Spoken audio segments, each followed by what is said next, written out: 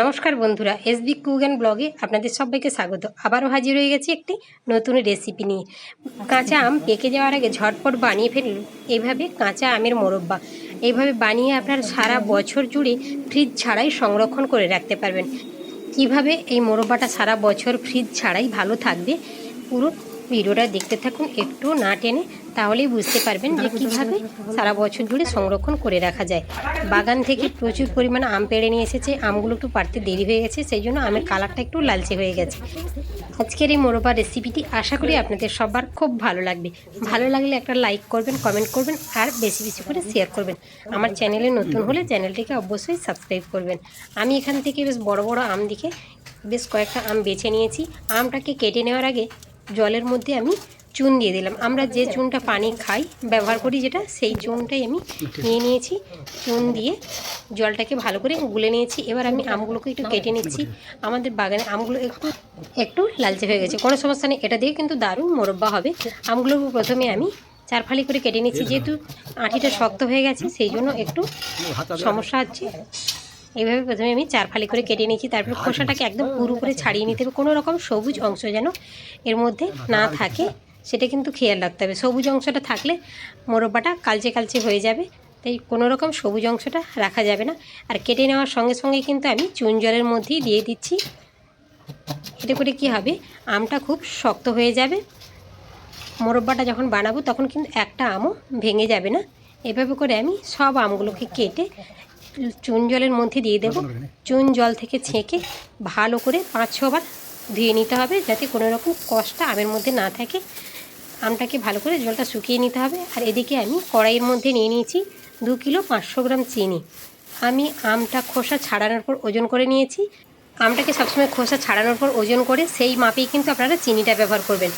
প্রথমে কাঁচা আমটাকে খোসা সমেত ওজন করবেন না, তাহলে কিন্তু চিনির মাপটা বুঝতে পারবেন না। খোসা ছাড়িয়ে নেওয়ার পর ওজন করে দেখবেন কতটা আম হয়েছে।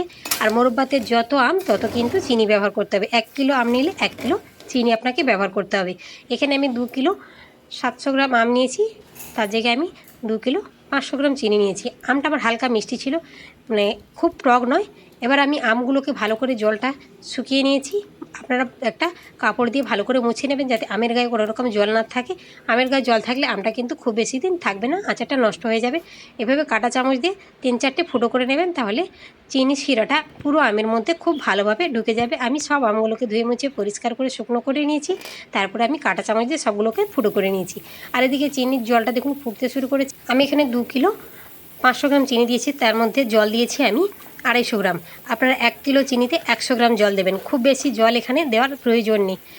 এবার আমি চিনি আর জলটাকে ভালো করে গুলে নেব। আর দেখুন, এটা চিনির ময়লা, এটাকে তুলে ফেলে দিতে হবে। এটা তুলে ফেলে দিলে কিন্তু আচারটা একদম স্বচ্ছ কাঁচের মতো হবে। আম দেওয়ার পরে কিন্তু একই রকম ফেনা উঠতে থাকবে, আর সেই ফেনাটাকে একটা আলাদা জায়গায় রেখে দেবেন। ওটা আপনারা যে কোনো চাটনি কিংবা পায়েসের ক্ষেত্রে ব্যবহার করতে পারবেন। সেই মিষ্টিটা ফেলে দেওয়ার কোনো প্রয়োজন নেই, সেটাকে পরে আপনারা কোনো কাজেই ব্যবহার করবেন। দেখুন চিনি শিরাটা আমার ফুটছে। মোরব্বাটার কালার সুন্দর আনার জন্য আমি দিয়ে দিচ্ছি সামান্য একটু হলুদের গুঁড়ো। হলুদের গুঁড়ো দিলে কী হবে, মোরব্বার কালারটা খুব সুন্দর আসবে। দিয়ে ভালো করে ফুটিয়ে নিয়েছি। এখানে কয়েকটা এলাচ দিয়ে দিলাম। এলাচ দিলে খুব সুন্দর একটা গন্ধ ছাড়ে। এটা অপশনাল, আপনাদের পছন্দ হলে দেবেন, না হলে না দিলেও চলবে।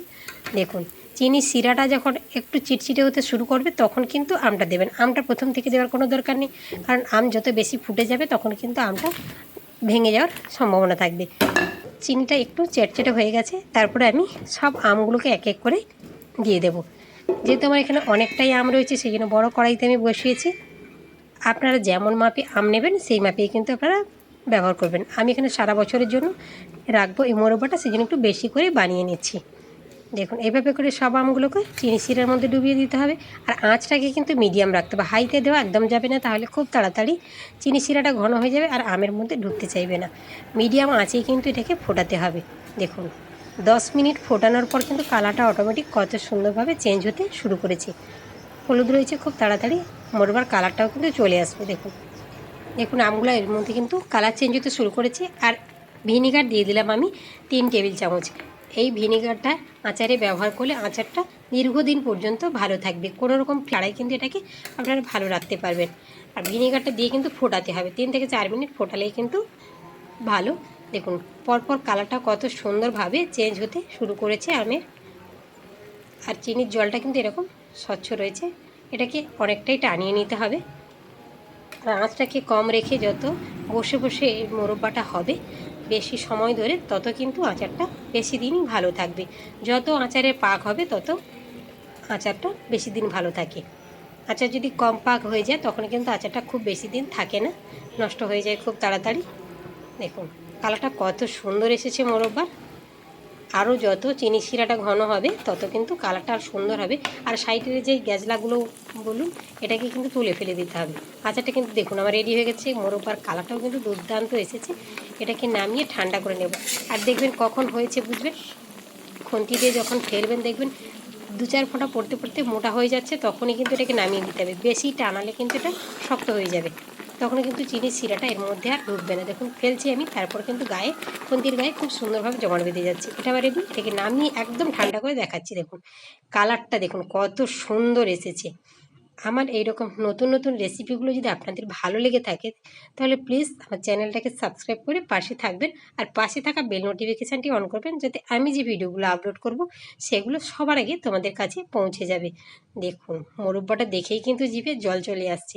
দেখা হচ্ছে পরের ভিডিওতে। ততক্ষণ সবাই ভালো থাকুন, সুস্থ থাকুন।